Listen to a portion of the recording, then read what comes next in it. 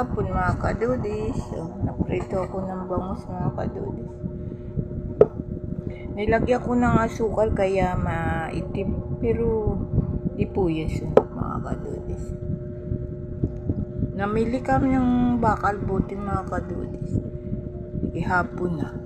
Hindi ko na nabaklas kaya hindi namin na-deliver, bukas na lang. Yung bunso ko kasi pag nagpiprito niyan gusto nilalagyan ng asukal. O, tingnan nyo mga kadudis, parang sunog. Pero masarap yan mga kadudis. Salamat po sa panonood, comment, like. Salamat po sa mga subscriber ko po. Salamat po. Salamat po sa suporta ninyo. Ulam natin. Saukan natin mga kadudis yung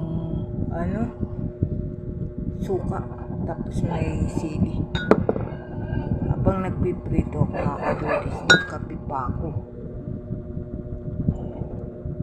Pero maya-maya na tayo kakain. Marami ako nabili mga kadudis.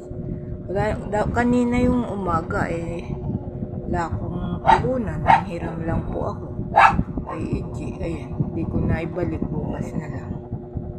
Pag na-deliver namin. Yun naman po hindi na, kaya po ako doon nanghiram. Wala pong tubo doon.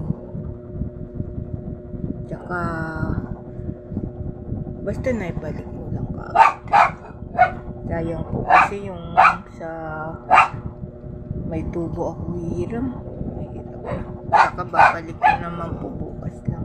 Salamat po. Kagabi mga kadudis, lakas ng kulog.